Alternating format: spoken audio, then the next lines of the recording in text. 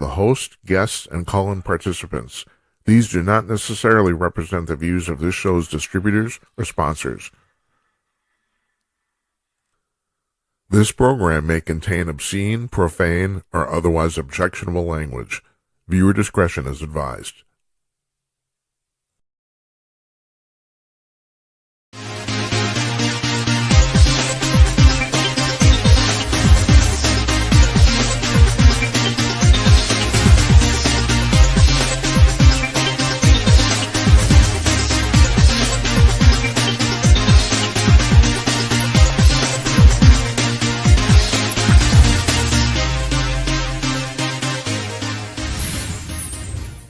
Yes, coming to you cordless, everybody. It's Thursday night, September 4th, 2025. I'm Jim Peters, and welcome to another edition of Jim Peters at Night. This is show number 279. No, 271. Where did I pull that figure out? Wishful thinking, probably. Mark your scorecards. There'll be a test someday. Our guest tonight, we have two guests tonight. John Tamny is here. He's the editor of RealClearMarkets.com and also he's one of the economics editors for Forbes. He's written a book called The Deficit Delusion. And we've taped this afternoon. This is a really fascinating discussion. His premise is that the reason we have deficits and debt that's so high isn't because we're not taxing enough, or like a lot of people said, if we lowered the tax, we would increase the revenue. He thinks the problem is actually that we have too much revenue already coming in, which is kind of counterintuitive. You think, well, if we have too much money coming in, how come we're not paying this down? But you have to listen to what he has to say, and it makes a lot of sense to me. And that's the reason I want to have him on, because this is a topic that's kind of dear to my heart, because it's like I'm thinking, well, the republic's going to collapse at some point because we have $37 trillion in debt. And he said, people on Wall Street are very comfortable with it going to 50 trillion. They are. And he's right. I know that's true. Anyway, he's going to be here. And then later on, we're going to be talking to Brian Reisinger. He was here last month. He's written a book called Land Rich, Cash Poor. He's a family farmer, or actually technically his family's in family farming. He's kind of, although he helps out, he's kind of gotten out. But the paperback version of his book came out on Tuesday, 2 days ago. So we're welcoming him back too, because he's a really great guy and it's a really good book, and you guys should read it. So that's what we got going on tonight. So let me tell you what we got going on this coming week.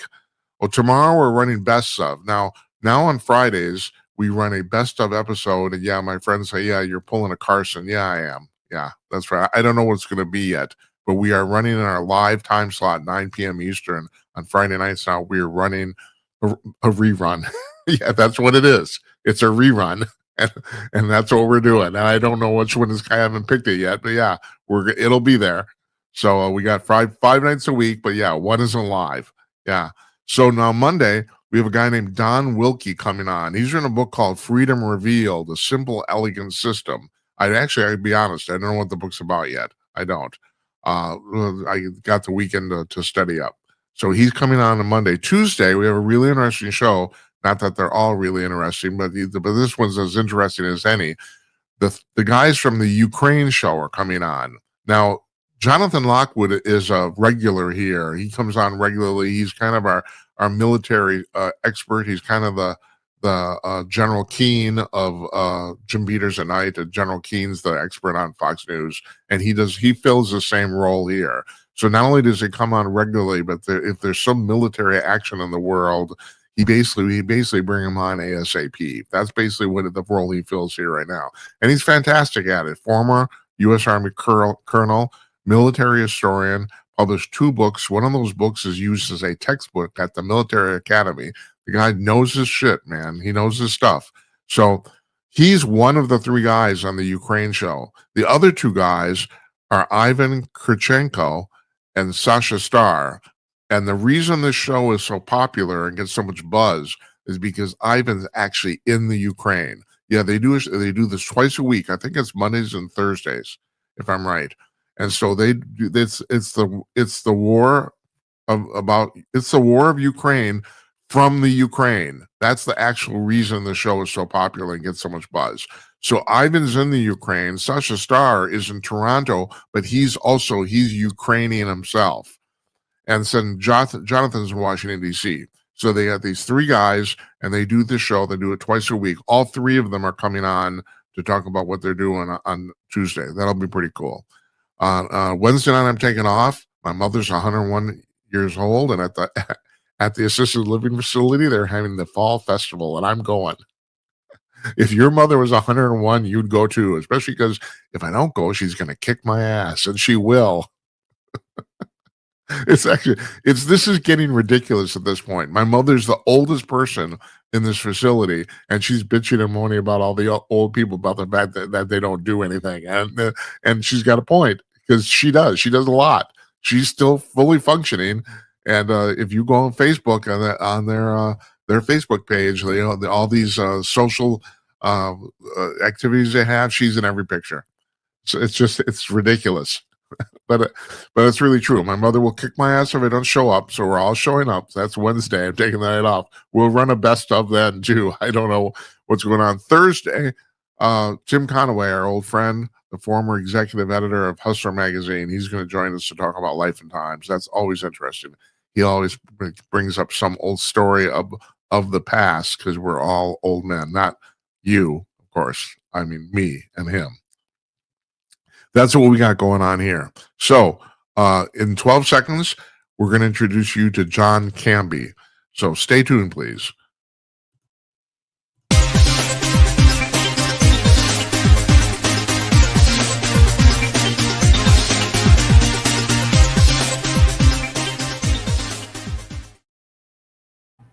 Joining us from Washington, D.C., John Tamny. I got that right. Yes. He's the editor of RealClearMarkets.com. And hold on just a second, John. I lost all your stuff. That's not good. Here it is. All right. And your book is called The Deficit Delusion: Why Everything Left, Right, and Supply Side Tells You About the National Debt is Wrong. And so I have a lot of economists on the show because I'm a frustrated economist. So I have to I got to be honest. I'm not certain I agree with you on all this, but the real thing is I'm not even certain I understand where you're coming from. So that's what you have to explain. And believe it or not, the show isn't about me. It's about you. We want to know what you think. So, we're $37 trillion in debt, and we're running deficits of $4 to $7 trillion a year. What's the problem here? The problem is too much revenue now and in the future. That's why we have all the debt. If you look at individuals, when were you able to borrow more? When you were 18 or at your present age? I'm sure at your present age because you have better income prospects now and in the future. Businesses are no different. When Uber was a new company, it gave away 20% of itself of equity for $11 million. Today, it's got $11 billion in debt. What's the difference? Well, the difference is markets trust its future a lot more than they did in 2011, so they lend rather than take equity. Well, governments are no different. They can't just borrow. They can't just borrow because they've spent more than they've taken in. You have to have a promising future, as in you must have access to taxpayers who are very prosperous. The U.S. has access to the most prosperous taxpayers in the world, way too much access. Hence all the debt. If they had less access to all this prosperity, there'd be very little debt. We have a too much revenue problem, not a debt problem. I totally agree with you. I'm totally with that. The problem with America is we're too awash in money. That's basically what I think, my personal thing. And also, I have to correct you a little bit here. You said that we can't borrow all that money, but we do. But what you're really saying is we shouldn't, right? Yeah, no, of course. But let's be clear here. It's not that we're awash in money. We're awash in prosperity. And any government that's got taxable access to all the prosperity can borrow with ease. But you're absolutely right, and I want to be clear about this. And also, I want to. You were absolutely right too. You just said in better words what I was trying to say. That's correct. Yeah. The scandal is not the debt itself. The scandal is that the markets keep telling all these debt warriors, left, right, supply side, libertarian, that the debt's going to be the easy part to pay off. That's the scandal, that we're so overtaxed that 37 trillion is nothing to the markets, and they're on the verge of taking us up to 50 trillion and beyond, because they know Treasury will continue to have way too much taxable access to immensely productive people. So yeah, we'll lend to them, the US, all day. It's tragedy. Well, but I mean, do you, at some point, is all this debt going to come back to bite us in the ass? Well, that's what they've been saying for years, and the markets keep rejecting that point of view. That's I mean, right. ask yourself the question, in 1980, total federal debt was $900 billion, and it cost Treasury 11% to borrow for a 10-year at that time. What if you had told the experts, what if you told the economists who come on your show in 1980, hey, guess what? 900 billion, we're going 3 times that.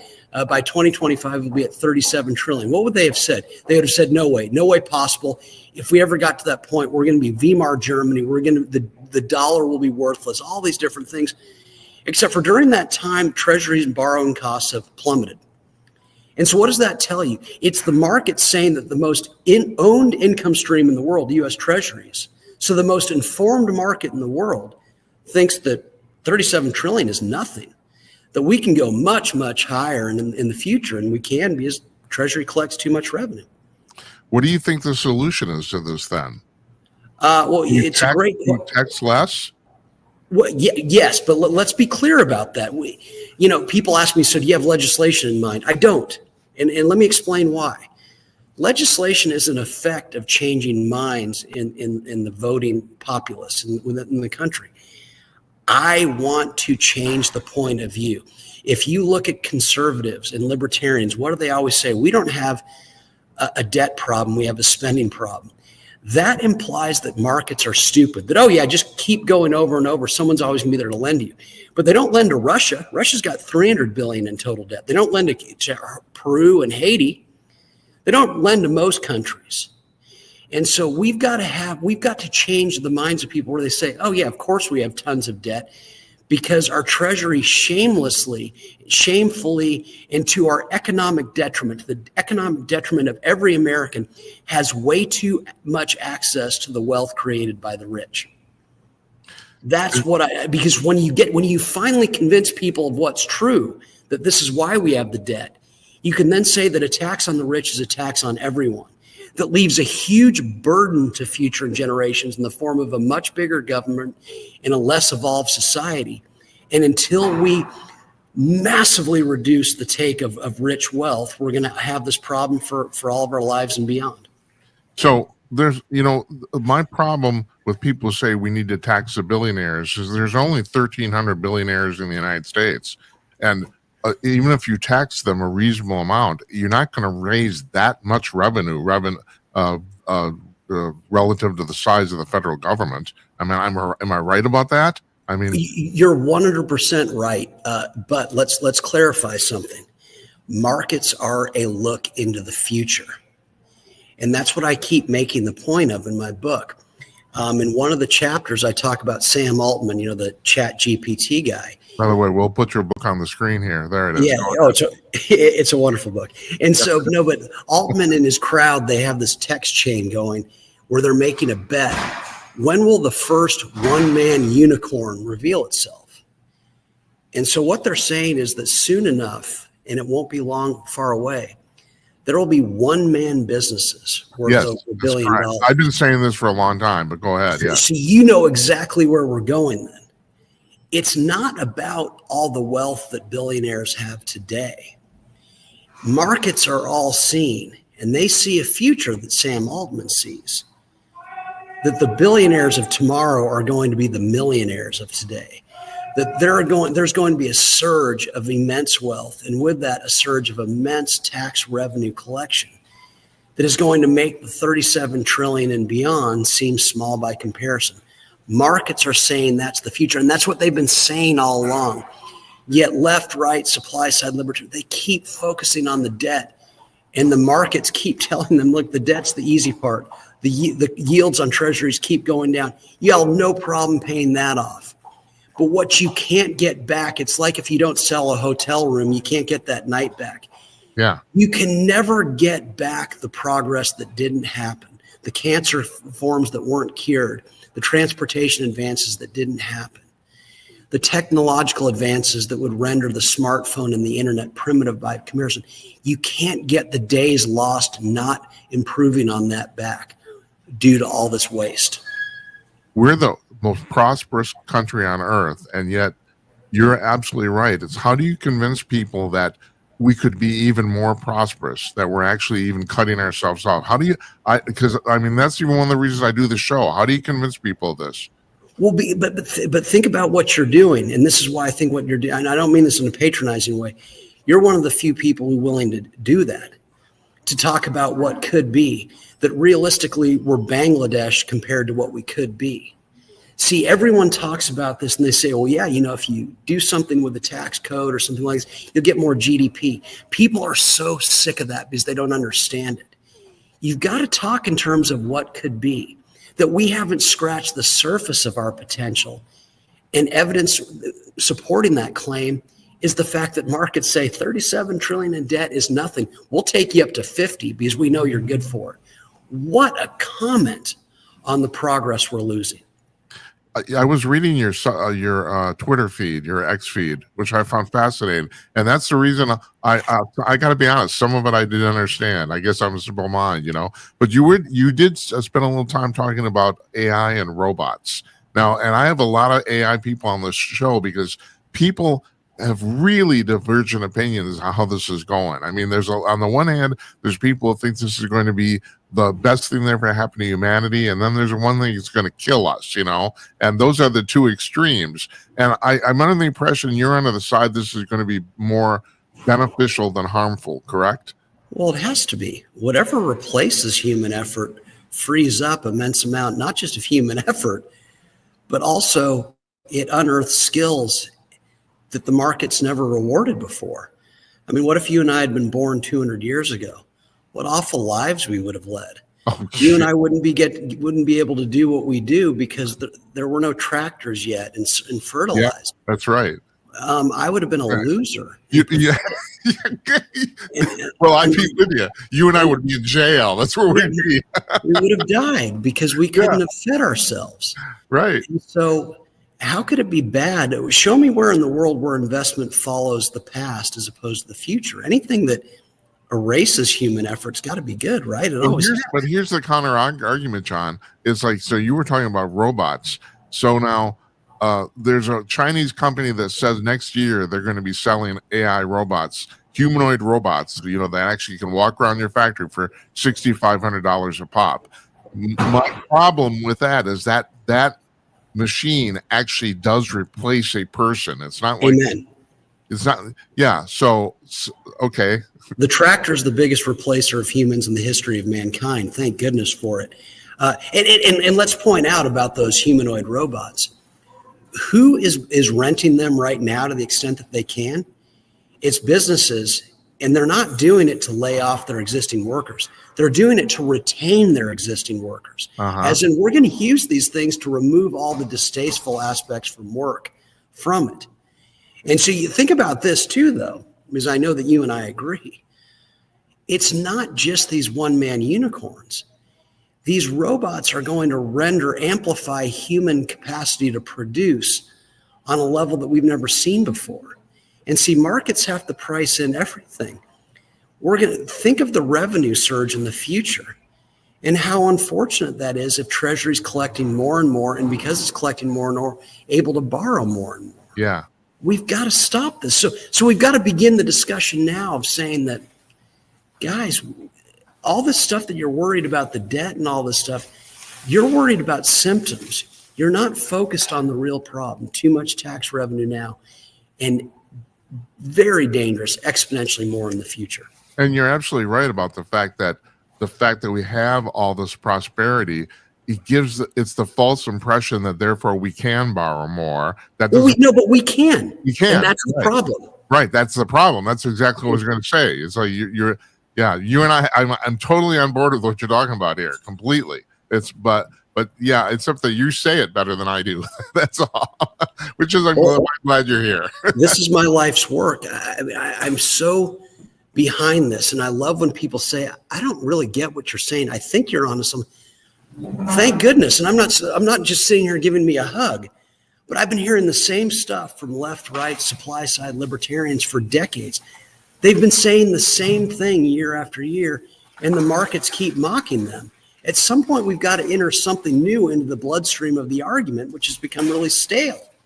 And you are right about the fact that the market is talking. I mean, it's the same like the betting markets. You want to get some, go to Polymarket and you'll pretty much figure out anything you need to know about anything.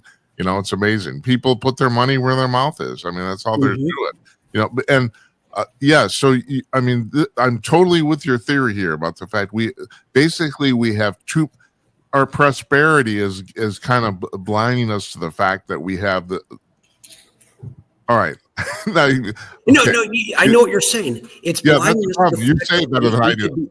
We could be much more prosperous. It's hiding from us a much better existence that we could have, but it's also enabling what is sapping a much better existence. A government that grows by the day, that can borrow more and more because the world knows that we're the safest bet in town.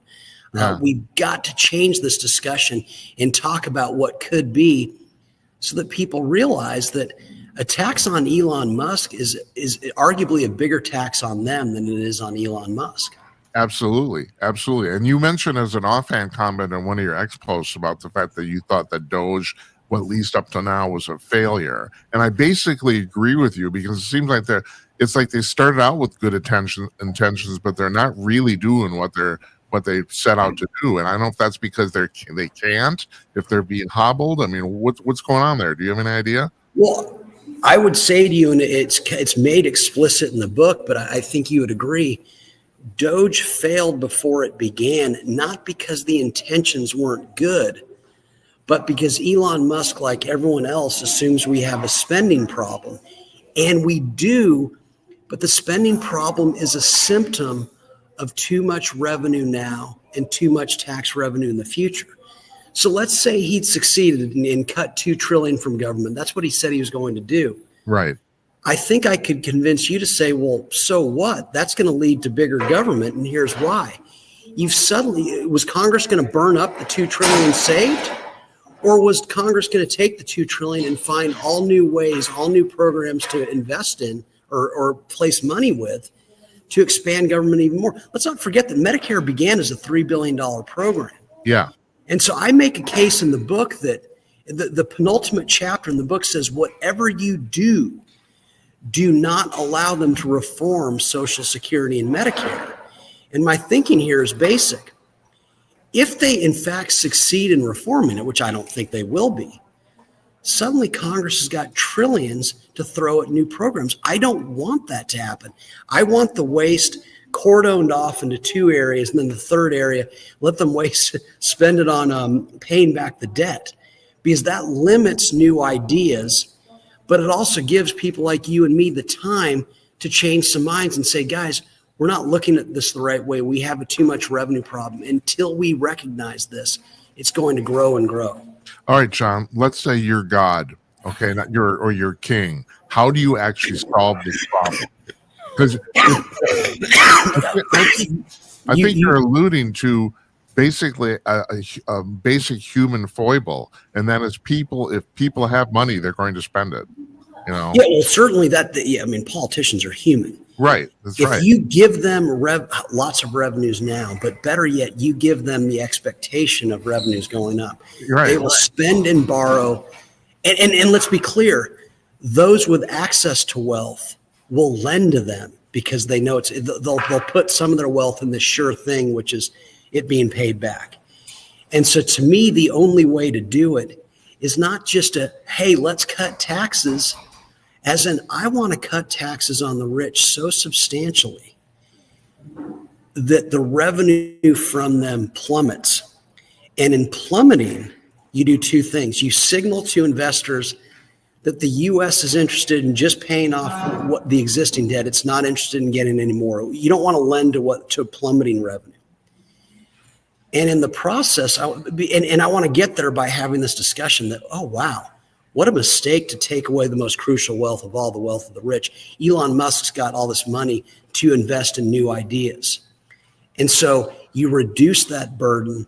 All the while, Elon Musk can't buy more houses. What choice does he have but to invest in the craziest people on earth, the borderline nut jobs that will take us from the richest nation on earth to a nation that once again makes the present look Bangladesh by comparison. What do you think of what's going on in New York City about the fact they're about to elect basically a communist as mayor? I mean, what do you think? What do you think about that? Okay, let me see if you agree.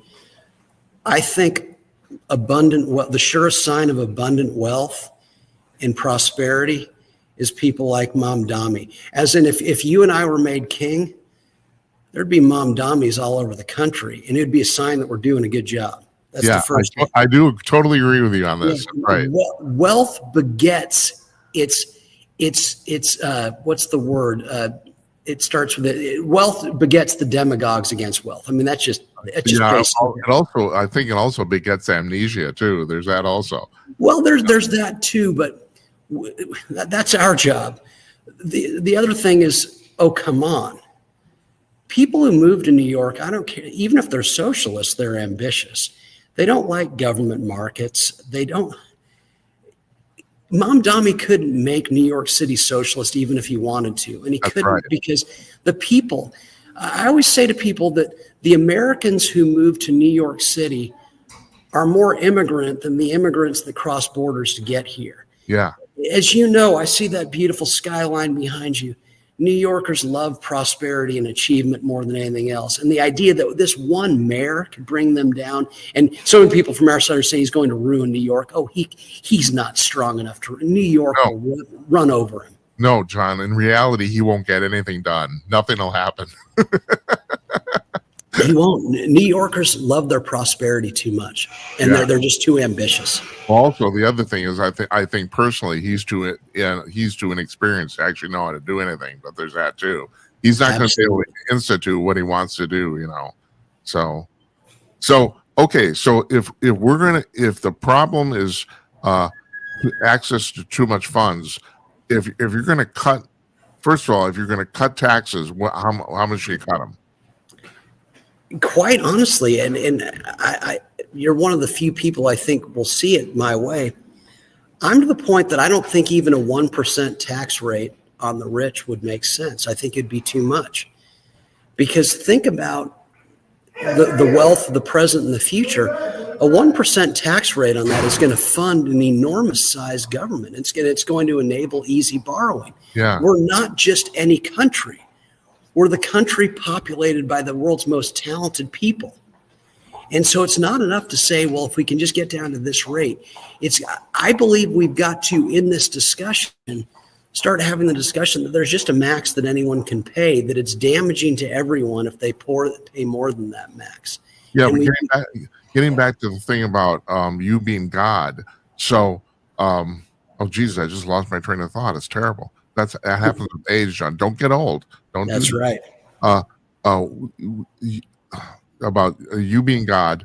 Oh, Jesus Christ. I can't remember what I was going to say. Oh, it's terrible. It's awful. Oh, it's you'll think of it, but it is this idea. It's got to be that it's not enough for me to go all Ayn Rand on you and say that why should Jeff Bezos pay more taxes than I do? Although I feel that way. It's more that if he's paying even $1 billion a year in taxes, or 500 million or 100 million, that's a tax on me, and I don't want it. It's a tax on progress. We have got to greatly reduce what he hands over so that future crazies like Jeff Bezos can be matched with capital to expand on what he's achieved. Yeah. Bezos is already paying too much in taxes. Way too much. That's why we have the debt. Right. Yeah. And the expectation is the people who will eventually stand on his shoulders and he's investing in right now will pay even more. Okay, And but how do you convince the public that the richest guy in America should pay less money? How do you do that? I think come on, I think if everyone saw our conversation today, they'd start to grasp it. It would be slow, I hope so. but it's about gradually changing the conversation. The accepted wisdom now is that the rich, for being rich, owe exponentially more than we do. Yeah. Let's change that discussion and let's make it conventional wisdom that, wait a second, that's harming them the least. It's harming those beneath them the most.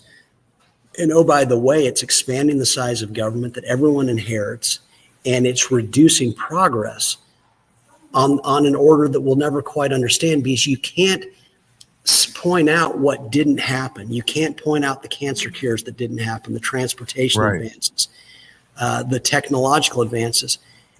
It's our job to change minds. And the problem is very few people see it the way we do it, but we owe it to ourselves to change minds. Now I remember what I was going to ask you earlier. So, okay, so if Doge is basically more or less has failed, how do you make government smaller? How do like, I mean, I know how I would do it, but the thing is, Trump is kind of trying to do that.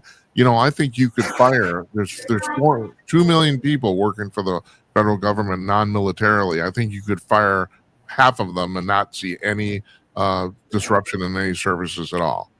I don't disagree with any of that, but you're once again freeing up a bunch of money that they're going to find some way to spend. Yeah. Oh, yeah. I never thought of that. You're absolutely right. That's right. And that's what I keep saying about spending cuts. They paradoxically lead to bigger government. Yeah, they do. I argue in the book that Social Security, Medicare reform will just they'll free up trillions of dollars for them to dream up new programs. And so again, I'm saying Musk has it backwards, that as long as he's focusing on spending cuts, he's missing the real story, which is too much tax revenue now, too much in the future. Until you focus on that, you're lost. I totally agree with you here, but the thing is, what do you do? I'm too stupid. I wouldn't know how to handle this. I mean, you're absolutely right.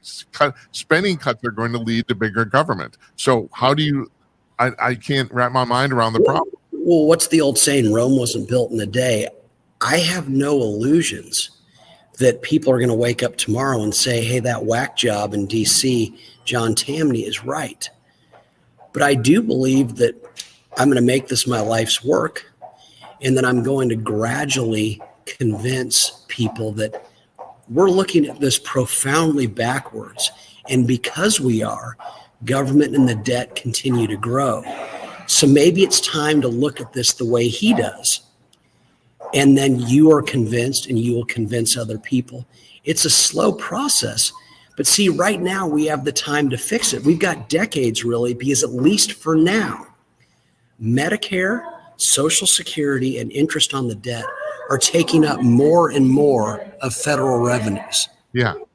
So we've got time, as those three things take up more and more of Congress's ability to waste money and start new programs. That gives us our time to change the narrative that we got to this point because of too much tax revenue, and the debt will only grow if we allow the tax revenue to continue to grow. So it's a long process, but it's a worthwhile process because we're correct. Are you philosophically opposed to Social Security and Medicare? I am, but that I am is not the point. They're there, and I'm saying, yeah, Social Security is the dumbest retirement system I think anyone could ever come up with. But it's there, and if you reform it, you're just freeing up trillions of dollars for new really bad ideas. These are two bad ideas that we already know exist. Let them be, don't reform them. And instead of that, let them swallow up more and more of revenue inflows as people around us start to change the conversation whereby we ask, how did we get to this point? Oh, we got to this point because we're massively overtaxing the most productive people in society. Okay, so the skyline behind me is Minneapolis. I'm here in Minneapolis. I'm in the heart of the country. And there's 340 million people in the United States right now. The one problem I foresee in what you're talking about is that you're talking about we are the most productive nation on earth. True. We even have untapped potential. True. but there's a lot of people in the United States that I would argue aren't really contributing anything. And so are we looking, and maybe this is like beyond the purview of your book, but are we looking at a divide, a class divide between the rich and the haves and the have-nots? I don't think so, because what do the world's poorest who risk their lives to get to the United States, where do they go? Do they go to Flint and Milwaukee? Or do they go to the richest parts of America because they know that where the richest are, where it's most unequal, opportunities greatest? People know. You're right. People know, they get it, they see through that. And then I will add, and I wrote about it last Saturday, precisely because robots and AI are poised to wipe out a lot of jobs, that's the surest signal that the jobs of the future are going to so resemble the unique skills and intelligence of everyone, of a greater number of people. I reject that there are dumb people. I wrote a book about this called The End of Work. I reject that there are lazy people. I'm sorry, what was the book called? Called The End of Work. I had titled it The End of Laziness, but I was making the point that everyone's talented, but just like if you and I had been born 200 years ago, our talent would have been suffocated. Today we get to showcase it. Yeah. And so with this evolution, this erasure of the worst aspects of work, talent is going to reveal itself in ways that people before never imagined. I think of Minneapolis. When you guys last hosted the Super Bowl, the New England Patriots, among other things, brought 3 sleep coaches with them. Their job was to help maximize athlete performance by maximizing their performance when they're in bed, as in sleeping. Uh-huh. You have people who literally earn tens of thousands a month by downloading their sleeping process onto YouTube every night. And people they subscribe to it. Yeah. People download themselves playing video games and making the 7 figures. This is where we're headed. So the class divide, inequality is going to grow. That's a beautiful thing, because that's the democratization of access to goods and services. But it can only grow in concert with more and more people getting to do for a job, a well-paid job, what they can't not do, what they love passionately. And so I think where we're headed is where people are going to fall. Sundays won't be awful anymore, and Mondays will be great because they'll be back at work, and they'll be working all the time because they're so in love with their jobs. And this will be thanks to the ongoing automation of the work of the past. You're a very, very smart man. And I'm not just bullshitting you here. It's like, it's been a real pleasure talking to you. I hope you come back. Anytime. Thank you. Anything to announce at all, anything, even if like your kid's going off to school or whatever, I don't care. You've really done a really good job explaining this. You and I embody the same ideas. You're just way better explaining it than I am, which is thank you, but recognize the opportunity we have here. Everyone's doing this the wrong way. They're talking about prosperity in numbers. Don't insult prosperity and freedom with numbers. Talk about what could be, how we could live. And people will start to grasp, and we'll change a few minds, and a few minds change. It compounds. It does. It does. Yeah, no, that's true. I mean, I don't have the greatest leadership here in the world, but me and the hundreds of people who do what I do collectively, I think we're changing the minds of America. I hope so. Darn right. And damn, I'm glad you're doing what you're doing too. Thank you. So here's your book. We're going to put a link to it on our blog on to Amazon. There you go. It's The Deficit Delusion. And John Tamny, thank you for joining us. Really appreciate it. Thanks so much for having me. I really appreciate it. What a treat. You'll take care.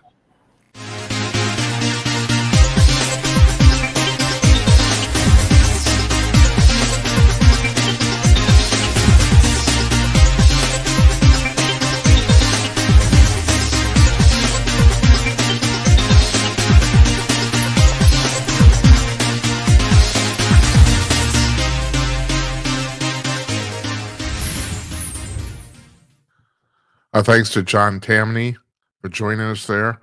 That's what my generation used to call a brilliant son of a bitch. That's what that is. And I hope you got the gist of what he's talking about. It took me a while. I was reading through all this promotional material and stuff. I did not have time to read his book. Sorry. I'm interviewing like 8 people a week here, and most of them are authors. So I get through maybe 2 books. So give me some credit there. And I think did I announce them as Camby before we started there in the A block. My apologies if I did that. This is the Gymcast. This is part of the show. We got Brian Reisinger coming up after this. I got a few things that I got in my craw I want to talk about in the news. And so, and you know how this is. One of them, the first thing is that RFK Jr. appeared in front of the Senate today, where they grilled him like dogs, and about the fact that 1,000 people in Health and Human Services apparently signed a petition asking him to resign, and that's because apparently he's doing things that they're not the way they're not used to doing them, and that's terrible, isn't it? So for all the people who are complaining about this, now look, the jury's still out on RFK. I'm not going to sit here. I don't know if he's going to do a good job or not. I don't. And people say, he's against vaccines. No, he really isn't. He has an extremely complex take on all this. And I don't know if I agree with all of it either. But the thing is, I'm willing to give him a shot because this is what we know. The previous people failed miserably. COVID was a complete, utter failure as far as the CDC is concerned. I mean, complete. You couldn't get worse. And are all these people, are they signing these petitions because they're concerned for their jobs? First of all, why do 1,000 people work for the CDC anyway? Can anyone answer that question for me? I was talking, you heard one in an interview with Tamny. I said, and he agreed, there's 2.1 million non-military personnel that work for the federal government of the United States. You could fire half of them tomorrow and nothing would change at all. Nothing. Half of them. The 1,000 people signed a petition at the CDC. I bet you could fire 900 of them and everything would be fine. You wouldn't know. The public wouldn't notice the difference. They won't really want to notice the difference either. It's like, it's just like, it's ridiculous. It's like the people who work in the bureaucracy of the federal government, they seem to think that the trade-off is, well, I've got a really boring job, but the trade-off is you're never going to fire me ever or make any changes. That's the trade-off. No, it isn't. Nope, you're wrong. I mentioned this on the show numerous times. I've been fired in my 50 years of working almost a dozen times. It's like, get used to it. That's what I think. So if he wants to get rid of most of them, I'm fine with me. I don't care. All I know is that these people, our response to COVID was a miserable failure. There's no other way you can do it. And I got to be honest with you. And if you watch the show, and especially this goes back to my work at Calling News, I actually defended Fauci for the longest time. I did. It's like I thought, well, he's right. He's a scientist. He has nothing to do with public policy. He's just supposed to advise on science, and that was what he was doing. But it turns out he wasn't. And that was my take for the longest time. I basically believed him because I didn't see any reason why he would lie. I've finally figured out the reason he would lie because he's there for 37 years and he thinks he's God. That's why. It's the whole thing's terrible. And the other thing is too, people are saying that they're about canceling the COVID vaccines. Now, I've said this many times, and I'm going to say it again. I don't know about the original vaccines. I do not. I dabble in science. And I like to think I could understand that stuff, but haven't seen any evidence, compelling evidence either way of their efficacy. I just haven't. But the boosters, we know for a fact that the boosters all failed. Well, I think they're up to 9 of them now. Cleveland Clinic, second largest medical organization in the United States, they did a survey of 50,000 of their patients, 50,000, and they concluded, you can look, this is a problem. You won't find this in the mainstream news because no one covered it, but this is public information. You will find out that they determined you are more likely to get COVID if you had a booster shot than if you didn't. And what's the point of the booster shots? To keep you from getting COVID, God damn it. That's the point. They completely, utterly failed. Totally. So if I'm going back to my work at Conk News, which is unfortunately now defunct. When I started there in the spring of 2020, for all practical purposes, the COVID lockdown started on March 10th, 2020. That was a Saturday, and I know for a fact, I remember that date distinctly because I was supposed to go to a very important event for a nonprofit organization that I've worked with. And at the last minute, they canceled it. And that Saturday, basically everything in America got canceled. Everything. That was the quote unquote start of the pandemic. If you have to get it down to one day. About in April at Conk News, we started doing, and they were just tests, but we did it for 6 weeks, 5 nights a week.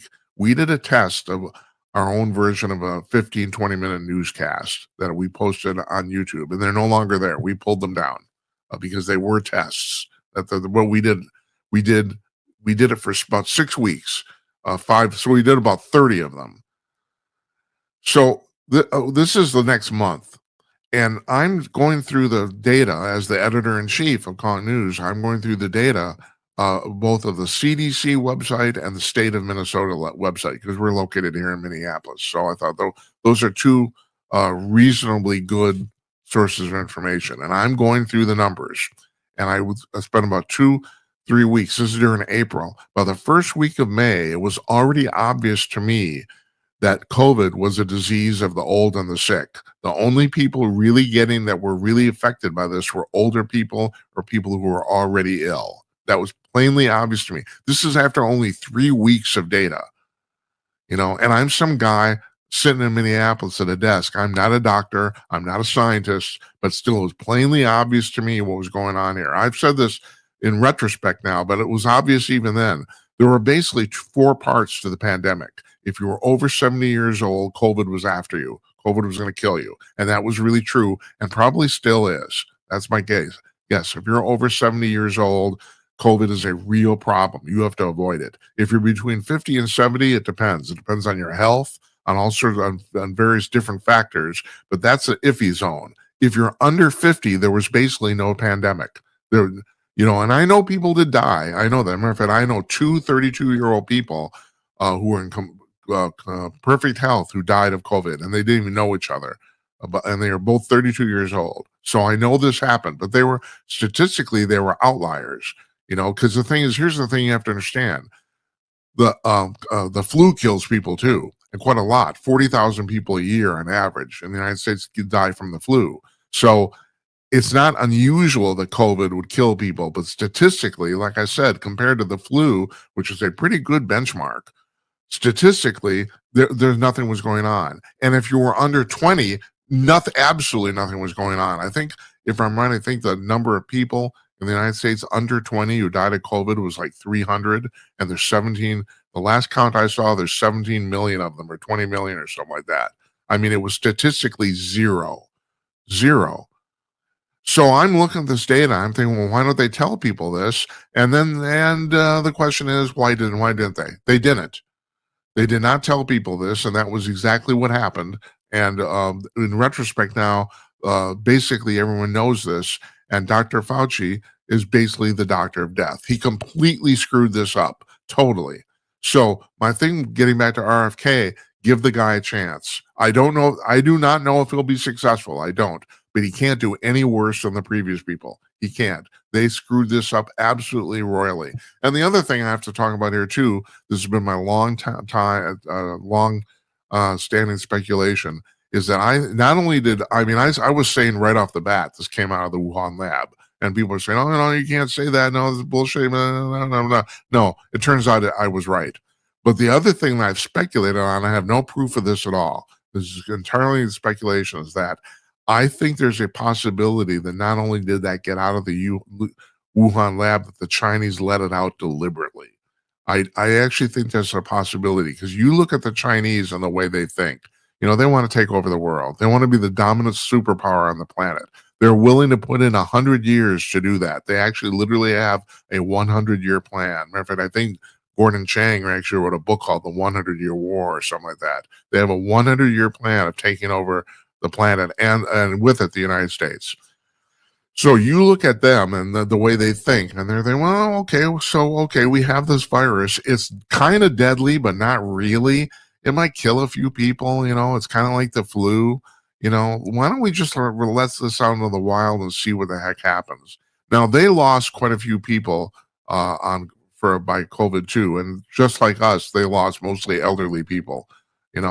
But there's a 1.6 billion people in China. I don't even know if they care that much about their own citizens. That's the terrible thing. I don't know if they do. But it wouldn't occur. It wouldn't surprise me if they said, "Well, let's just put this on, and see what happens." And of course, it was a test. If it was a test, we failed it miserably, miserably. I mean, they completely manipulated the situation. If that's true, which is the reason, in retrospect, I think it might be. It looks like the situation is manipulated, but and where's there smoke where there's fire? Or excuse me, it's like if it quacks like a duck, it's probably a duck. That's the type of thing. That's the thing. So speaking of technology, if we're on that thing, Google dodged a massive lawsuit by the federal government here, who had sued them for antitrust, because the judges ruled in that case, and basically they got a slap on the wrist. So the idea was they're trying to figure out whether they were going to break up Google or Alphabet Incorporated, which is the parent company of Google. And you have to understand this. The Google search engine is 95% of Alphabet's total revenue. I'm not kidding, 95%. And this is the thing about Google. You can bitch and moan about them, and I do, but Sergey Brin and Larry Page took all that money they made and put into stuff that's completely not profitable. They don't make any money off of Gmail. As a matter of fact, the only other part of Alphabet that actually makes any considerable revenue is YouTube now, but that took them 10 years too. I mean, I've said this before. Google was the only company on the planet that could have bought YouTube and made it work. Otherwise, YouTube would have went out of business, because right now, well, I mean, it was not that much years ago, but literally 400 minutes of video is loaded up to YouTube every minute. I do not understand how they keep track of this stuff. I don't understand how the storage demands are absolutely enormous. And up to now, they've never erased anything, although they have announced now they're going to start doing that. Every single thing that's been loaded up to YouTube for the last 19 years, since 2006, is still there. I don't understand where they keep this stuff. I know they have data centers about the size of Taj Mahal. They build next to rivers because they're running nuclear power to run this. I mean, the infrastructure for this is mind-boggling.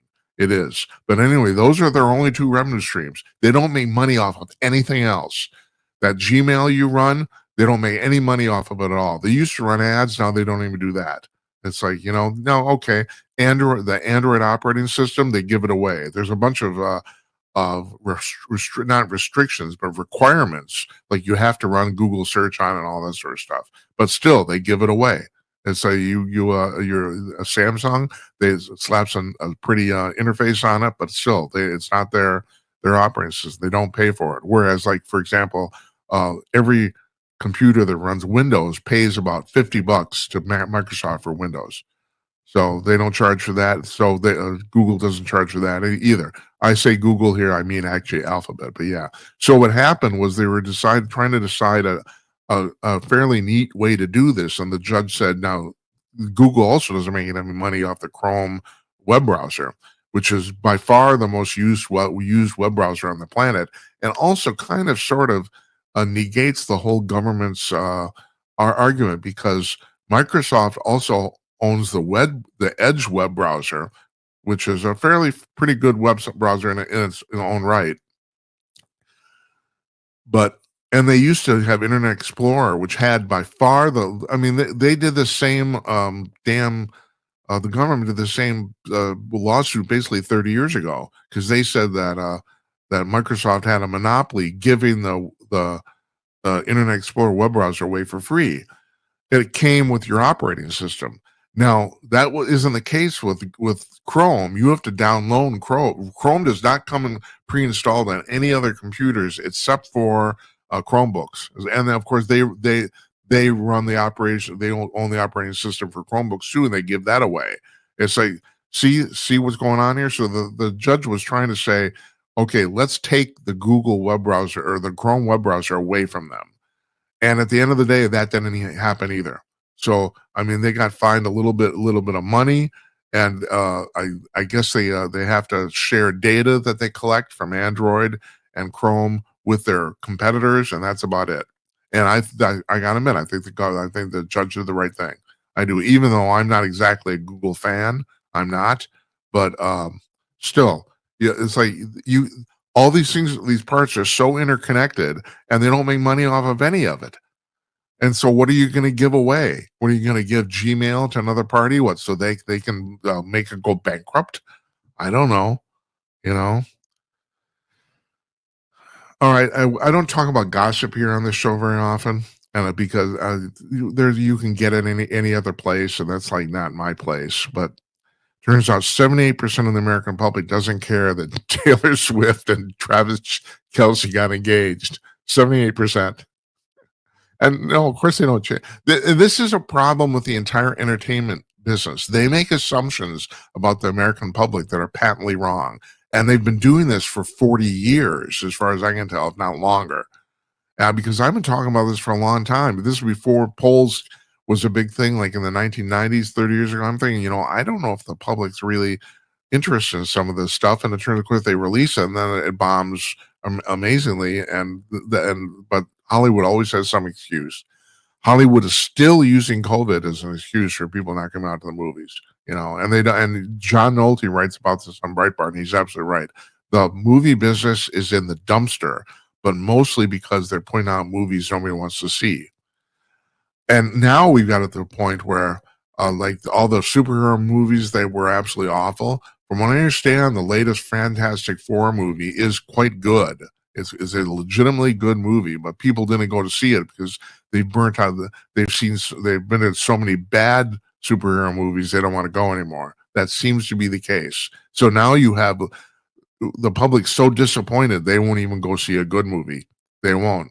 It's awful. It's terrible. Anyway, no. They don't. No one cares about Taylor Swift. I've been saying this for the longest time. Yeah, she has her extremely fervent fans, but I hate to say this, and I'm going to get crap for saying this. Basically, they're nuts.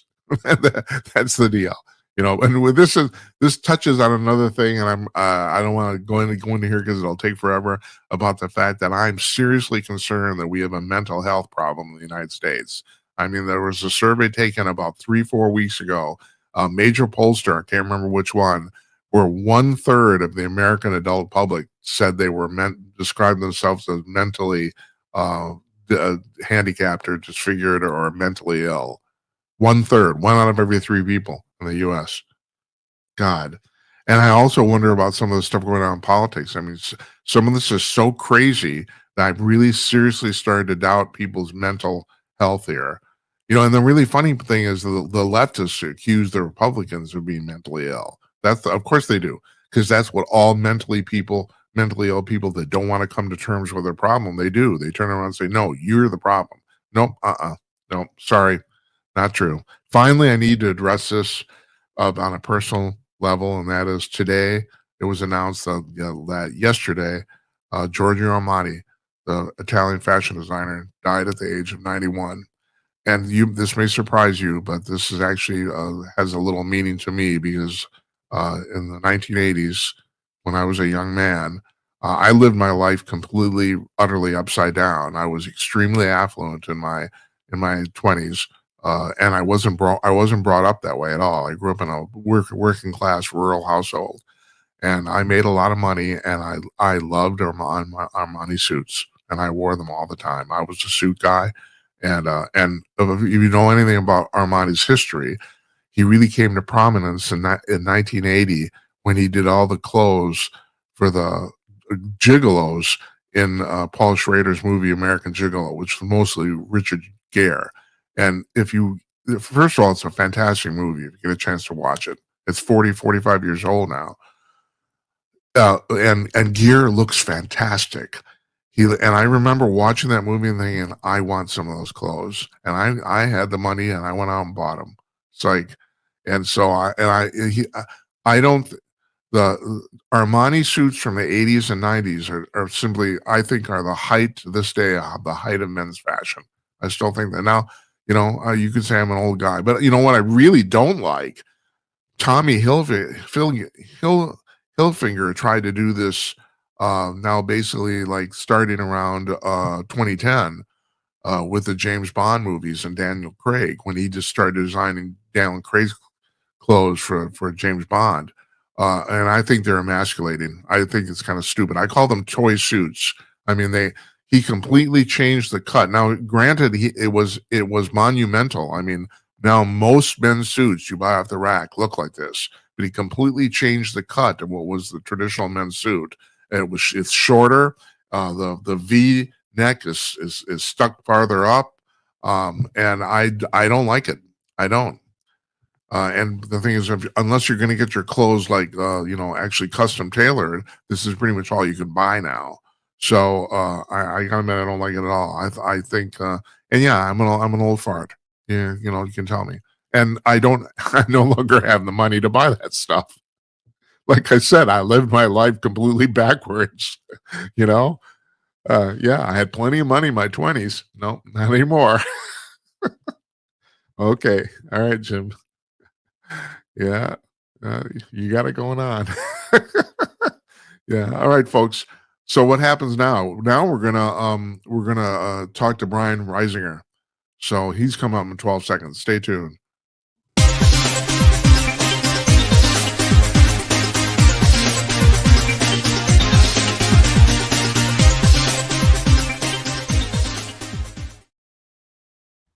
Joining us from his office in the Sacramento area of California, Brian Reisinger, author, family farmer, and the author of the new paperback version of Land Rich, Cash Poor. I got that. I'm going to put this on the screen right here. I guess your paperback looks exactly like your hardcover, but there you go, Brian. It does. We got the chance to update some reviews and things like that, but we couldn't get rid of that tractor and the dust flying. That was just too true, Yeah. Did you get a chance to update the book at all, or did you want to? Or yeah, we made a few small technical changes, like I had a reader point out to me something about a river that I'd written about that I hadn't realized. So really small things, but nothing has changed other than that. But we had a couple things. We added a family tree because, as you know, we tell the story from my great grandparents in the Great Depression on up through today, stories of survival. So a family tree gives people a little bit of sense of like those 4 generations. Yeah. And then other than that, we added some reviews and the award seal on the cover and things like that make a farm boy feel good, Well, you were on a month ago, but for the people who missed it last time, you want to give just a basic summary of what the book's about?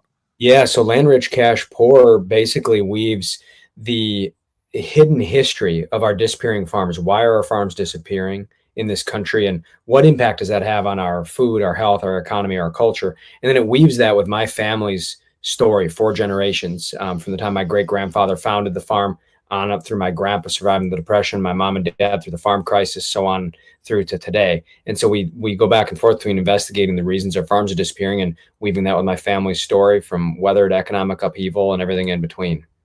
Well, let's be a little precise here. It's not that farms are disappearing, family farms are disappearing, right? The corporate farm thing is running full steam, isn't it? Yeah, that's right. Since the height in our country of the number of farms that we once had, we've lost 70% of our farms. We've lost 45,000 farms on average per year, and those have been family farms. Now, the good news is that we have nearly 2 million farms left, and 88% of them are small family farms, and that amazes people. But it's people that are working multiple jobs to keep those farms going. And It is true that more and more of our food is produced by larger operations as we've lost a lot of those family operations.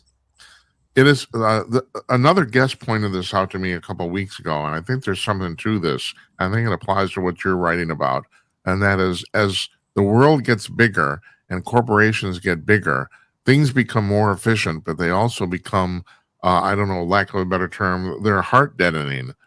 Most large corporations don't have any stake, or the employees don't have any stake really in what they're doing, at least relatively speaking. And that's a terrible thing for me to say, but I think it's probably maybe true.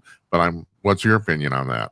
Well, there's balance to all these things, and there's trade-offs, like you say. And what's been happening in farming is farms have been having that pressure, that relentless pressure to get bigger, get out for decades now. And that's because economic crises, things our government has done, technology, all kinds of issues. But that relentless push toward get bigger, get out forces these farms to get bigger to survive, or they got to get out. And others have been creatively finding ways to survive, but it's getting harder and harder. Now, the issue that farms face, I got to be honest with you, whatever the size of the farm, they are chasing the agribusiness companies. They got bigger chasing the food companies. They got bigger chasing the rest of the American economy, which is why I really like the way you asked that about how this has been happening across the economy. The reality is that most farmers, whatever their size, are the little guy relative to the people that they're dealing with. Yeah. And we've got this issue all across our economy where our industries are dominated by very large corporations. And you're right about that balance. We have investigated this in the book. As organizations get bigger, they can find some efficiencies, maybe bring some prices down, but there are trade-offs. And here's something that happened, and we see this in agriculture. The trade-offs in food and agriculture are clear, where sometimes even the economics don't help. You get more efficient as you get bigger to a point, but after a while you get bureaucratic, you get slower moving, you get less innovative, and you start kind of protecting what you have instead of finding a way to innovate in new ways. So we need businesses of all sizes, large, medium, and small, in our economy, because they all bring something to the table. And in farming, it just got harder and harder for new small farms to come in and bring more of that entrepreneurial spirit. It's not a good thing for any industry, whether you like big or small companies, to not have that constantly churning and entrepreneurship be part of it. Now, it is still in farming, but we've been losing it. And that's the precious thing that we've got to make sure we try to protect. Yeah, I told you the last time you were on about the fact that my wife has a cousin who farms in Iowa, and he has 400 acres and he farms mostly corn and soybeans. He runs the whole farm with him and one other person. It's, I mean, the automation's really freaking amazing. I'm a computer guy, and it's, I mean, I don't know if you know about this, but he has a combine that will do 24 rows of corn at a time, both planted and harvested. And once he makes one pass with the combine through his field, at that point he can literally just set GPS, and he says he sits in the cab and reads a book. Here's the amazing thing. A farm of that size, about 400 acres, at one time in the 70s and 80s, that would have been a pretty good medium-sized farm, maybe a little larger. Now it's really a medium to small-size farm. Yeah, I understand that. And it's because the industry's been shifting. And so, that relative of yours is a great example of a hardworking individual entrepreneur who's a very small business in the whole scheme of American food and agriculture. We got to make sure that there's a way for the farms that are medium-sized to small-sized, as well as the large ones, to be able to try to find a way to make it. And that's been the challenge. And it's getting harder and harder for farms to do that if they don't just get bigger to kind of an endless degree. I asked you this the last time you were on, but do you think the government's actually trying to push family farms out? Yeah, they don't like to state that, but I think that's been the case for the federal government for decades now, under both parties, honestly, the establishment of the Republican Party as well as the Democrats. Right. Both parties have. And actually, there was a time, this is a little bit shocking, there was a time in the 50s and the 60s where that was the stated policy. They said, we got to get these farms bigger because they got to produce more food more efficiently. Now, there's something to be said for earlier in our history, and we uncover times like this in my family and the hidden areas of history in the book. There's something to be said for, at some point, we needed farms to get a little bigger, take on more acreage or more animals so that we could supply our food with fewer people breaking their backs to do it. That's why you don't want to have everyone having the farm in a country. You want to go from agrarian to industrial. But when you're in the 50s and 60s and you got an industrial manufacturing economy and you got a rich, economy of small farmers supplying our food, and you're tilting it toward bigger farms just because you want to get only that efficiency, but you're not thinking about quality, you're not thinking about anything else, you're going to have trouble. And that's what happened. It got away from our country. And now the reality is that, we actually need small farms and medium-sized farms to be part of the mix to help with food prices now, because food prices got lower and lower as the industry got bigger. But during COVID and bird flu, we saw how we got these really consolidated industries and one big distribution center going down. And all of a sudden, you've got a shortage of whatever that food is. That's why food prices spiked after COVID, after bird flu. And this happens all the time. Our prices are constantly spiking because of the vulnerabilities to our supply chain. So we need a lot of small farmers supplying food, getting to the American dinner table in a lot of different ways. They lost sight of that throughout most of the 20th century. And our government, in some ways without realizing it, in some ways maybe realizing it, has been making the problem worse. I do the shopping for our family, and is that happening right now? Because I know the government wants to tell me food prices are going down, but I don't see it yet. Now I'm in Minneapolis. I'm in the smack in the middle of the continent. I don't know if that has anything to do with it. Transportation does or anything, but so far I'm not seeing it. Uh, is that It can depend as you get into more affluent areas, and maybe hasn't. But the other thing is it's hard to bring them down once they've gone up. You know what I yeah, mean? It's like right? ringing a bell. You know what I mean? How do you unring that? And so the reality is that food prices have been going up for a long time because of the big problems that we're talking about here. More recently, it was COVID that caused it, and then bird flu piled on, government spending, and all kinds of other issues of the past decade piled onto that.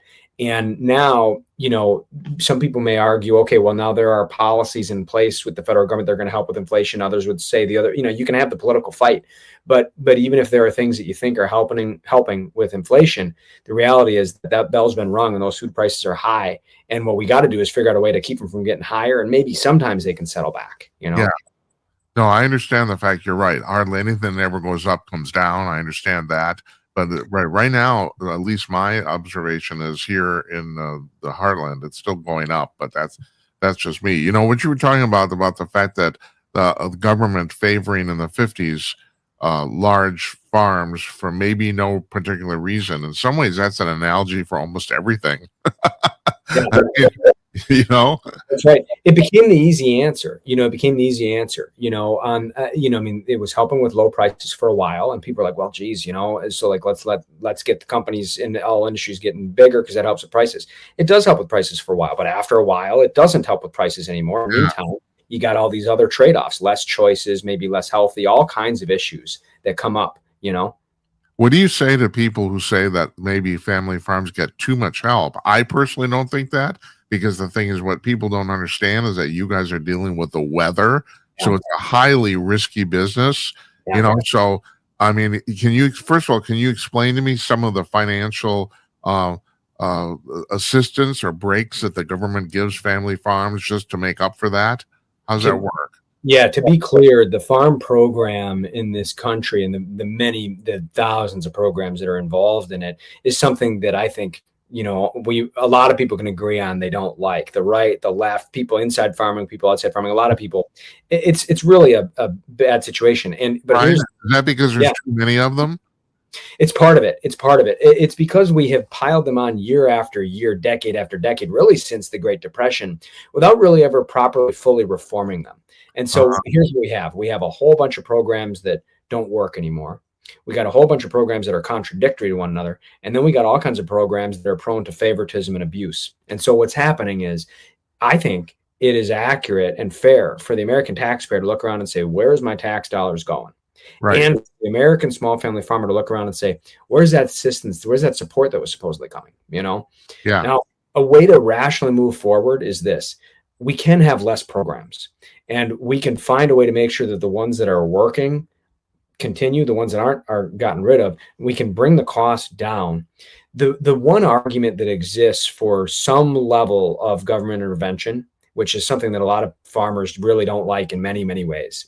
The one argument for it is the uncontrollable weather factor. So the idea is, like crop insurance, for instance, like farmer pays into it. Maybe the government supports that program in some way so it has some stability, so that the industry goes, because if we have a huge weather event and an industry goes belly up, that's problematic. But if we've got an insurance program and there's a huge weather event, nobody can help it.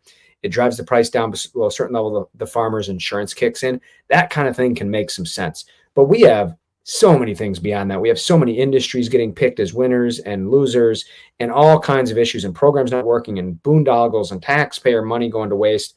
We got to deal with all that. I find this kind of fascinating because, you're absolutely right about the fact that I'm sure farmers appreciate the weather insurance, but on the other hand, I think what you just alluded to is that they are naturally conservative by nature. And that's partly, I mean, I don't know if you've ever followed population densities literally over the millennia, but the general thing is, if you live out in the middle of nowhere, you're generally conservative, because I think I don't know, is it because you have to be, or you're self-reliant? Is that the reason? You tell me. It's a great question. It's one of the reasons that in politics, a lot of times people are fed up with politics, or they want to shake up the system too. But really what it comes down to, I think, is is people in rural areas learn to rely on themselves. There's so much that you have to be able to do yourself because you're far Right. away from others. And so that fits in there. But then also, look, they want to make sure they're spending their money wisely. It's a frugal way of life. I mean, there's all kinds of things. And the truth is that farmers, right, left, Republican, Democrat, they've fit all kinds of boxes over the years. I think what changes is our politics and the parties. I think our farmers have always kind of been just good, hardworking people trying to find a way to make a living. Yeah. And they don't like the powers that be, and they like to do things their own way, It's kind of pretty much the perfect example of the uniparty, isn't it? It's the farmers against the government. Yeah, that's about it. Doesn't matter who's in power. The farmer's always been fighting for his stake, and that's the way that it goes, whether they've had the Democratic label or the Republican label at different points in history. Yeah. We talked about this the last time you were on too, and this really fascinates me, and people are going to really have to be aware of this, that basically the world has only had enough, or at least parts of the world have only had enough food for like the last 80 years. You go back the 15,000 years of civilization, basically humanity never had enough food ever, and now all of a sudden we have it. I think, and is that part of the push of the government from the 40s and 50s to say, well, let's make the farms bigger, because so we can, all of a sudden we discovered how to do this. And they're terrified at that time, understandably so, in this sense of hunger. We got to be able to feed our people. Right, so I get that. But what happened is we lost control of the situation. And now we've actually taken it so far that we're endangering our food supply. Because think about this. We've got 45,000 farms a year that we're losing. Most of them are family farms. And that's happening at the same time that we're importing more food than ever. I'm going to use a number that was right in between the Biden and Trump administration, so people know I'm not being political.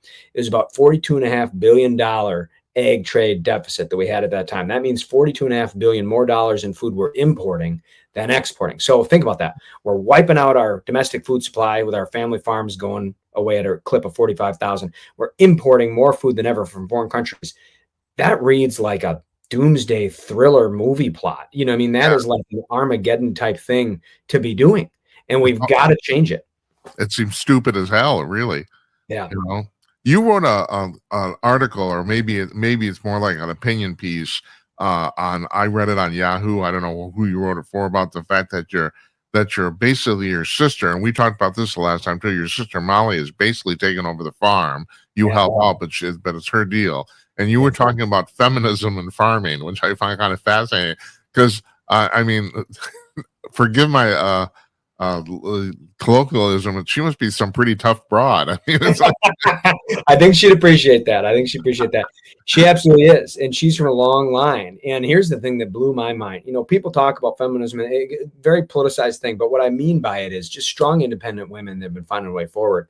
And the thing that was amazing that I learned as I was not only following my sister, but my grandma, my great grandma, is these are strong, independent women that were doing the work of men for generations. So you think about Rosie the Riveter during World War II, when men were shipped off to war and when women came in and handled the industrial jobs. Right. A lot of the women who were doing that, not all, but a lot of them were rural women who came from farms who were able to do the work of men. And we lost that as our economy and our culture shifted from rural to urban. And as we began to have our farms struggling so much, while you had female trailblazers in medicine and corporate America and academia, nobody was talking about the fact that women had been blazing a trail in farmland for decades. And the women that had been doing that, they had their head down, they were getting their work done, trying to help the farm survive. Right. So there's kind of unsung independent female farmer that's a really strong thing in our country. My sister is the most recent example. And I'll tell you, I've done call-in shows where they all of a sudden they ask me about my sister. I start telling her story and the boards just light up, man, because they want to talk about her. They want to know. And as you say, she's working to take over the farm from my dad. I didn't have my dad's talent for cattle and crops. I maybe had a little bit, I hope a little more talent for words and writing than cattle and crops. And so, I pursued a writing career while my sister worked to take over the farm. I've come full circle. I help out on the business side and they throw me in a tractor when I'm there. But my role is to really tell our story and look to find solutions. Right. And I'm in my sister every day. Yeah, but and the thing is, and we were talking about this before too. I was also expected to take over my family business, and I didn't. And there's two ways to look at this. One is I applaud you for coming to terms with the fact that it wasn't your main talent. That's the thing. People figure out their places, and so at some point, your sister decided I am really good at this, or people told her, and she got that sort of, and you conversely, you looked around and said, this is not for me. This is not how I can make a contribution, but yet you're still contributing. I just think it's it's a testament to the human spirit that that somebody, and in this case, I hate to be sexist, a woman would say, no, this is my place, this is my job, I'm going to do this. It was a really proud moment for us all, and I appreciate what you're saying. I wrestled with it. I mean, I think if me and my dad, I was the first eldest son in 4 generations not to carry the farm forward. Right. And I think if my dad and I both had a magic wand, I mean, he was proud of me and supportive, and I always loved my roots and where I was from. And I think farming is the highest profession. But if we both had a magic wand and could make me have the talents he had, I think we would wave it. Either one of us would. But, it's just such an honor to see my sister carrying it forward and to be able to tell that story and try to raise the alarm bell of what's happening. Have you ever given any thought as a writer as how that works? Because I thought about this. I mean, about the fact that, people find their place, and sometimes that place is kind of unusual, or it's not what people are, or even the person who's doing the ascertaining is expecting. How does that work? Do you have any idea after years of thinking, writing, and in your cabin? It's like, any ideas at all? I think it's a mystery. I think it comes to people as they try to just kind of figure out what leads you. And I don't know. I think if it was easy, maybe I'd write a book about that. Maybe it'd be a bestseller, Yeah. You got another book in you? Yeah. I've got a lot of stories I want to tell about rural America. So we're looking at a number of things, and I've got a real desire to talk about what has happened, not just to our farms, but to our rural communities more broadly. Because Brian, are they all nonfiction, or you think it's some fiction stuff? I've got nonfiction and fiction. Yeah. I wanted to start with Land Rich Cash Poor because I wanted to tell what I thought was a true story that had been missed in our country, really. But yeah, I'd love to.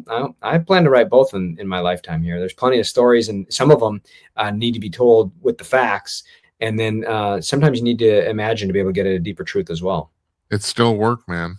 It's That's like, right. Here's your book again. Here it is. We're going to put it up on our blog, a link to Amazon to order it. And you've had a Kindle version out for a while. And also you have an audio book, right? Yeah, that's right. Yeah, we've been out on hardcover and Kindle and audiobook for a year. We're out in paperback now. That's the new edition. As of 2 days ago, right? Yeah. That's right. And the audiobook, I'll tell you, that was a humbling experience for farmers. Did you read that? Did you read it? Oh, cool. And I didn't know how that worked. I didn't know that they would ask me, but they said, this is such a deeply personal story. We think that the person who wrote it ought to read it. And so I went in, and I'll tell you, that was a 2-day emotional tour de force to tell a whole story of your family's history of the century, all the things we wrestle with, all the heartache and economic upheaval and other things, and good things too. But it was an interesting and emotional experience. And they told me they want to keep that in there because, then people really feel it the way that it was lived. They do. I'm glad you did it. I think it's really important unless authors totally suck at reading or talking, I think they should read their own books. I really do think that. Brian, I can't thank you enough. I hope you come back again. Keep us informed of anything you got going on, or if you just want to come back and yak, that's fine too. I appreciate it. Well, I enjoy it, Jim, and I appreciate you so much for all you do to shed light on these issues. So thank you. Thank you very much. No, thank you. We'll talk to you, okay? Take care.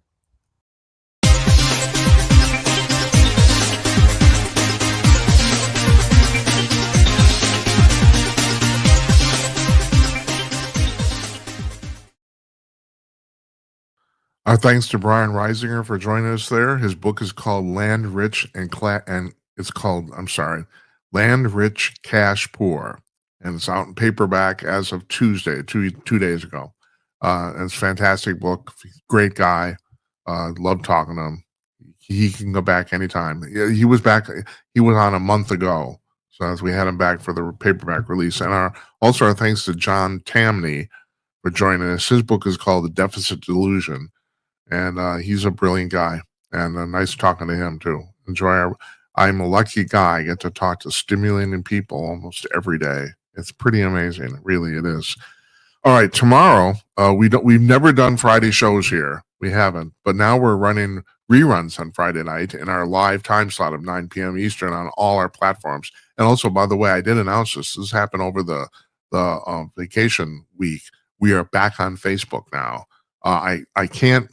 I don't. We have a page up, but I'm not going to give you the address because we're still talking to Facebook about what that's going to be, because we are Jim and Knight at every place we broadcast on the internet, and we were Jim and Knight at Facebook, and then they banned our page, and so now we're back, and I'm trying to get that address back. So I'm going back. So I can't. Right now, it's just a string of numbers, characters. So I'm not going to bother to give it to you, and we're going to put it on our blog yet. But we're back up and running. So why did I bring that up? I don't even know. About the fact that we were running best ofs on Friday. I don't know what's going to be, but yet we're going to Monday. Don Wilkie's joining us, and his book is called Freedom Revealed. Tuesdays we have the guys from the Ukraine show. That's Jonathan Lockwood, Ivan Kirchenko, and Sasha Starr. Ivan's in the Ukraine. Sasha's in Toronto, but he's from Ukraine, and Jonathan Lockwood is our regular military strategist here on Jim Peters at Night. So that's on Wednesday, Tuesday. Wednesday we're taking off because I'm attending my 100-year-old mother. 101, excuse me. Yeah, she had her birthday recently. You know what? I learned that there are no milestone birthdays for 101, so I bought her a birthday for one. I'm reading it. It's pretty much the same. For a baby, old person, it all works. And Thursday, Tim Conway, our old friend, former executive editor of Hustler Magazine, he'll be with us to talk about lifetimes. Oh, the one thing I also want to talk about, another thing we accomplished during the vacation week, is we now have shorts up all over the place. You go to YouTube. We post shorts. We're posting shorts, a couple of shorts from almost every show. And they're all from the interviews. Of course, nobody wants to hear me babble. So that we got that going on, and I'm really happy about that. And I'm astonished at how many people are watching it. We until recently we haven't had any real viewership on YouTube to speak of, and that's because I think they shadow banned me because I don't like climate change, and I think they figured that out early on. So we've never really had any viewership, but that has in the last month or so, it's finally kicked up a little bit. I mean, I think maybe the ban is off. I don't know. All I know is we post these shorts on YouTube. We got 950 people who watch them in an hour. It's unbelievable. I knew this. I mean, everyone's telling me you got to do this, and I realized, yeah, I do, but I didn't realize what the viewership was going to be of these little 2-3 minute segments. And we're on TikTok now too, at Jim and Knight. We're at Jim and Knight. That's where we're at everywhere. And we're going to be broadcasting at some point. We're going to be broadcasting live on TikTok, the live show, the 9:00 show. We have to jump through a few hoops at TikTok to do that. So we're not quite ready for that. Excuse me. But that's coming up. So I'm astonished at the number. Well, here's the statistic, folks. There's 340 million people in America. Half of America, 170 million people are on TikTok. Half of America. 1 out of every 2 people in America, you walk down the street, you can point at half of them, they're on TikTok. I just find this amazing. And it's the same thing there. We post these views. We haven't done any advertising, no promotion, nothing. We post these shorts within an hour, 250 people watch them. So it just blows my mind. Anyway, yeah. So that's what we got going on here. So we're off till Monday. Don Wilkie be joining us on Monday. I can't thank you folks enough for watching. Like I said, I got done with Tamny today, and I thought, God damn it, I'm a lucky guy who gets to talk to so many brilliant people. I hope you enjoy listening to this. I really do. Good night, Uncle Donnie, wherever you are, and good night to you, wherever you may be. We'll see you on Monday, folks. Take care.